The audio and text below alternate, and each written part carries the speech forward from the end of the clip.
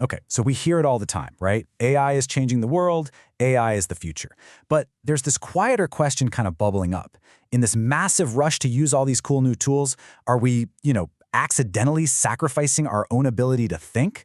That's what we're going to dig into today. I want you to just picture this for a second. It's the year 2035. Every email you get, every presentation at work, heck, even the biggest hit songs are all generated by AI. Students don't really study subjects anymore. They've just gotten really, really good at writing the perfect prompt. In a world like that, where everything you need is just a quick query away, what happens to our own brains?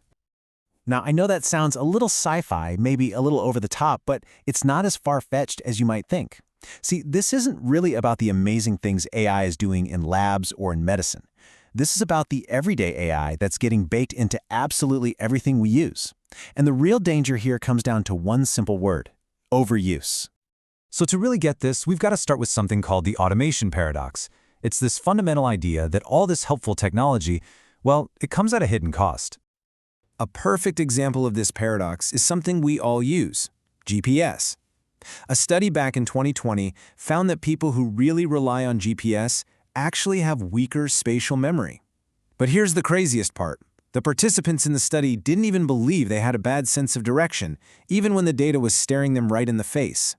It turns out, convenience often has a price tag we don't see.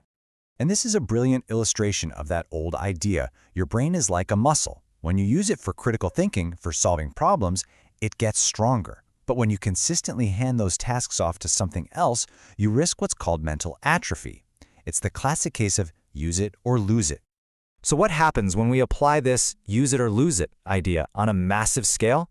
Well, we start putting our brains on autopilot, and that's where the real risk of this mental atrophy kicks in.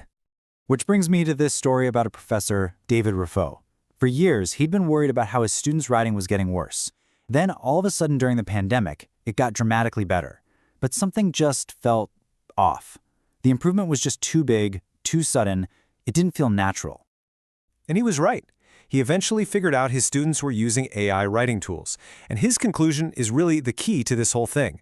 He said, "I realized it was the tools that improved their writing and not their writing skills. The final product looked better, sure, but the students themselves weren't actually learning a thing." There's actually a name for what Professor Raffaut's students were doing. It's called cognitive offloading. It's that simple act of using an external tool to cut down on our own mental effort. And it's not just happening in classrooms. A recent study actually confirmed that people who use AI a lot were way more likely to offload tasks, and over time, they showed a reduced ability to critically think for themselves. Okay, so we've been talking about skills getting weaker, which is bad enough. But what happens when this cognitive offloading moves out of the classroom and into the real world? Well, the stakes get much, much higher. I want you to consider the case of Portia Woodruff. A robbery happens, police have this really bad quality footage, so they run it through an AI facial recognition system.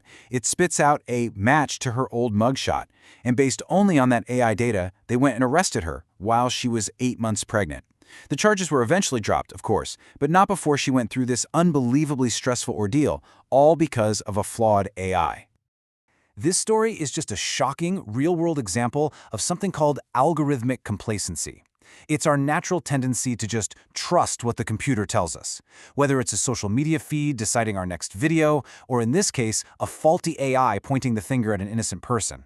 We just surrender our own judgment, and we often don't even realize we're doing it.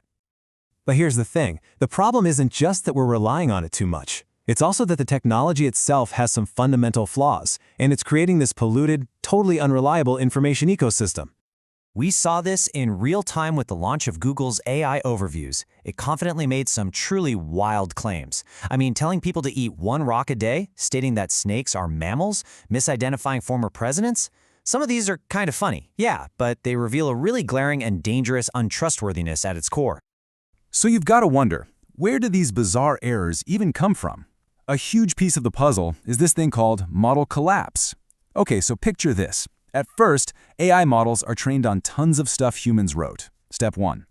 Then, that AI starts making its own content, and it just floods the internet. Step 2. Now here's the kicker. The next generation of AI starts training on all that new stuff, a mix of human and AI content. You see where this is going? It's this crazy feedback loop where the data quality just tanks, and reality gets more distorted with every single cycle. And how big of a problem is this really? Well, just think about this number for a second. 60%. That's the potential percentage of all the content on the internet that might already be AI generated, according to researchers at Amazon Web Services. That is the fuel from model collapse. The internet is basically starting to eat its own tail, spitting out more and more nonsense. And this really gets to the heart of it. Geoffrey Hinton, who's often called the godfather of AI, points out that these models are built to predict the next word in a sentence.